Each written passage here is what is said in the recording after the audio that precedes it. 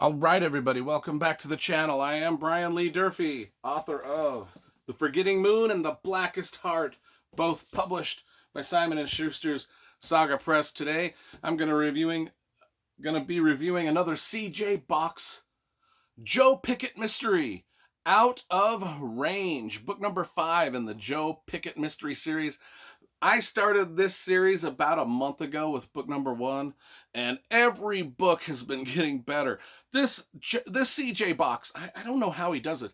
He makes writing the perfect mystery almost seem easy. It's almost like he's an all-star writer. I mean, this guy has leveled up to into my top 5 mystery writers of all time, if not my second favorite. I mean, in 5 books, this guy has usurped some great mystery writers that I love, like Michael Connelly and Ian Rankin and Elizabeth George and Peter Robinson and Walter Mosley and Robert Crass, Archer Mayer, George Pelicanos. I got so many over there. He's Greg Iles. He's usurped all of these. Tony Hillerman. I could go on and on. All my favorite. James Lee Burke. Robert Spencer. I mean, Elmore Leonard. Every time I look over at my mystery bookshelf, I see another author that's been in my top 10, top 20 favorite mystery writers of all time for years. And within a month, C.J. Box and this Joe Pickett series has launched itself into my top 10, now into my top 5. And I'm going to say right at the moment, he is my second favorite mystery writer after Dennis Lehane, who did Mystic River, Gone Baby Gone, and all those. C.J. Box, I don't know how he does it. As a writer myself, it is almost impossible to just produce story after story after story where it just seems like everything you put in the book absolutely 100% belongs there, and it adds to the story, and it adds momentum to the story, and it's character driven, emotion driven, drama driven, pacing driven, action driven, and it's almost like this guy has done it all with an absolute perfection. I am blown away by how much I have become obsessed with this series.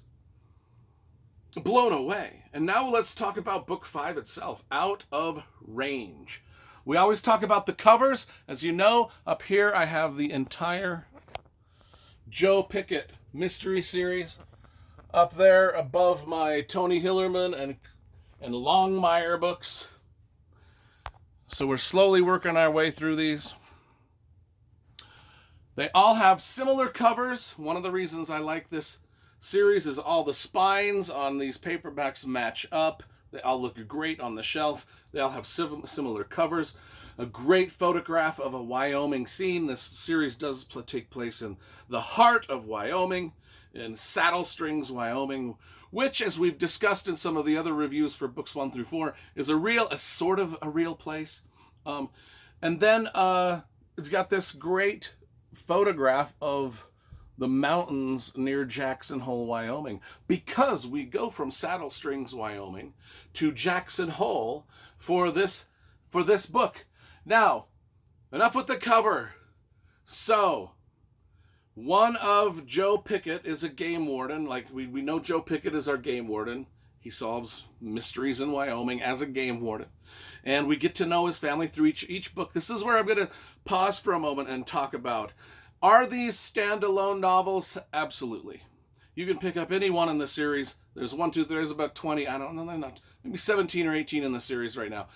You can pick up any one of these and read them as standalone mysteries. However, if you want the best reading experience, I strongly advise starting with book 1, when Joe Pickett's family is just young and he is a rookie game warden, and then work through each book in the series as you go, because you get to see not only Joe Pickett grow as a game warden and a law enforcement officer, but you get to see each one of his kids grow and his wife and the relationship change and morph between all of them, plus the other sheriffs and law enforcement that surround him, and you get to see all those relationships, and his relationship with Romanowski, who is the tough guy Romanowski is a falconer, if you know what that is. They, race falcons and fly falcons. And, but he's also sort of like the ex-Marine tough guy of the series, and we get to see that relationship change in ways that are surprising in this book. So I would suggest, yes, standalone books, you could pick any one of them up and love it. However, if you really want to get into this series, you got to start at book 1 and just work your way all through of them slowly. And you're going to be pleasantly surprised by how much you love it. So what happens is Joe Pickett is a game warden in Saddle Springs, Wyoming, and he finds out that the game warden in Jackson Hole, Wyoming has committed suicide. So there's a job opening now in Jackson Hole, Wyoming, and Joe Pickett is really tempted to take this job because he kind of wants out of Saddle Springs. What happened is Joe Pickett, as we find out in the previous books, is he's married sort of this high-maintenance lady who's got a lot of education, and he's really insecure about his relationship with his wife because he knows his wife could have probably done better than him as just he only makes $36,000 a year, and he's like, my wife could have easily went and married somebody that was making $500,000 a year or something. So he's really, not only that, but his wife's mother, like his mother-in-law, at the beginning of this book is getting remarried to a sugar daddy. And this lady has always told her daughter, you should have married a sugar daddy like I marry sugar daddies. I marry sugar daddies and just toss them aside and take half their fortune and toss them aside. That's the path you needed to be on. Why did you marry this game warden? And so she's just writing her daughter, and they're at the wedding, and his mother-in-law's remarrying this even more rich sugar daddy than the last sugar daddy. And the sugar daddy's family is a mess. Like, his kids are like all these failed artists or wannabe artists, low-achieving artists that are just kind of like whatever. But he's like this rich Wyoming rancher, and she's going to inherit a ton of money once this bloke dies, right? And that's the future she wants for her daughter. She doesn't want her daughter married to Joe Pickett, the game warden, and she says so. And Pickett hears this, and he's always insecure about it. And his wife kind of brings it up once in a while. Anyway, he gets this job offer in Jackson Hole, and because his old game warden buddies committed suicide, so he goes to Jackson Hole. Now, if you know anything about the Western United States, Saddle Springs, Wyoming, Jackson Hole, you think, oh yeah, they're probably 45 minutes away, half hour away from each other. They're probably friendly. No, Jackson Hole and Wyoming is huge. So this is a journey he's got to take across the state over to Jackson Hole. And Jackson Hole is a unique place because it's full of celebrities. Jackson Hole, Wyoming is right there next to Yellowstone National Park. And so there's a ton of tourists, a tourist town. It's a ski town. A lot of celebrities buy property there. So the cost of living is outrageous. It's one of the most expensive places in the world to live. And a lot of these celebrities and a lot of these rich people like to hunt. And so being a game warden in this environment is a whole nother animal. But he wants to do it. He wants a change of scenery. He wants to take his family out of Saddle. So for 2 weeks, he's going to go do the game warden gig over there for 2 weeks alone. He's going to leave his family in Saddle Springs. And he's going to go. And for those 2 weeks in Jackson Hole, he gets embroiled in some crazy stuff. This is one of the best plotted Joe Pickett novels so far. This is one of my favorites of all. On his way to Jackson Hole, he gets involved in a bear hunt. Like halfway, like I said, it's a long drive to Jackson Hole. And there's a few other game wardens that he runs into on his drive. And he gets involved in a scary bear hunt where he has to make the choice to shoot or not shoot a bear. I won't get into what happens there, but it's part of the plot. Once he gets into Jackson Hole, his supervisor is there, Pope. And his supervisor, Pope, is a very administratively heavy-handed guy. And Pope is like, hey, listen, out in Saddle Springs, for the last 4 years you've been the game warden out there. You've wrecked this truck. This truck got shot up. All of this equipment gets broken, and And Pickett's like, well, that's in the duty of my job. I mean, I've solved all these cases and all these. It's not me that destroyed all that property. It's the criminals that did it. And Pope is like, I don't want to hear it. You're just bad things just follow you, you know. So you just gotta. I don't know if you're going to be cut out to do this job in Jackson, Wyoming, because this is the game warden post in Jackson Hole is a prestigious post, and I don't know if I want someone like you who seems to destroy everything in his wake, clumsily destroy. And if you've read the first 4 books, all of this makes sense because Pope kind of has a point. Every case that Joe Pickett's in, a lot of state property seems to get blowed up, and his boss is sort of making a point, you know.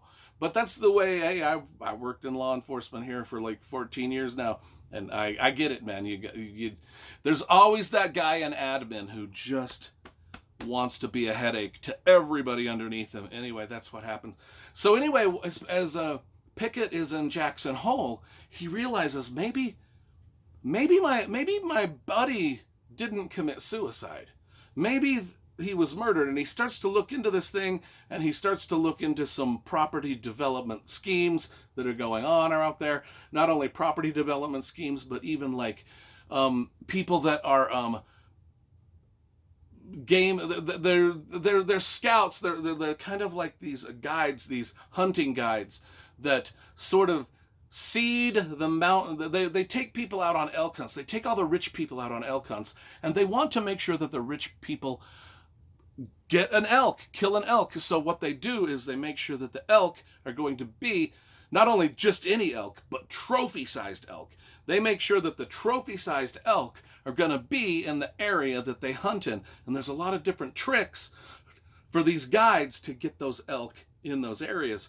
And I don't want to spoil any of that because it's part of the plot. But he's starting to realize there's some devious shit going on with these hunting guides and all these trophy elk hunters and different things that are going on in Jackson Hole. I mean, Jackson Hole is full of rich people. I mean, Nikki Sixx of Motley Crue lives in Jackson Hole. Harrison Ford of Star Wars and Indiana, he lives in Jackson Hole. I mean, that's just a couple that I can name off the top of my head.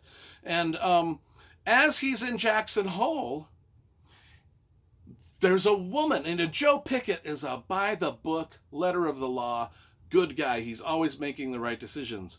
And so now he's got this trouble at home with his wife who doesn't think he makes enough money, and a mother-in-law that thinks he's a lowlife. And the wife is starting to listen to her mother, like, maybe I shouldn't have married a game warden. And so we got a side plot of things going on back in Saddle Strings between his wife and Joe Pickett's friend, the ex-Marine Falcon guy, right? And then, not only that, we got Joe Pickett now in Jackson Hole, Wyoming for a few weeks, and he's getting himself, he finds that he's sort of attracted to this lady, Stella Jackson, who is part of this rich circle of people that are doing bad things, but he's like, she seems to be the only good person in this rich circle of people, and she really takes him under wing, flirts with him, makes him feel important, and he's like, wow, is this lady really is like kind of he starts to fall for her. He starts to develop feelings for her, which is way out of character for Joe Pickett. Way out of character. But you see how it's almost inevitable. It's inevitable that this kind of thing is going to happen to this guy. And anyway, we won't get into any of the other plot points besides what I've mentioned. I am so fucking hyped about these books. I'm addicted to them. Every time I'm reading, I'll be honest, all summer long, every time I've been reading another book, I don't care what the book is, I'm wishing that I'm reading a C.J. Box book instead. But I want to read a lot of other things. I don't want every book, and I don't want the next couple months of my booktube to just be nothing but C.J. Box. But I think if I had my way, I would just read these one after the next. But I'm trying to read 5, 6, 7 books in between. It's tough, folks. I am addicted to these things. Like I said, Second favorite mystery novelist of all time now with just 5 books. Dude is a all-star writer. All-star. Like, he's on the dream team, folks. Guy is great. I give this a 10 out of 10. One of my favorite CJ Box books. One of the most emotional endings I have read in a CJ Box books, or even any book, really. 10 out of 10.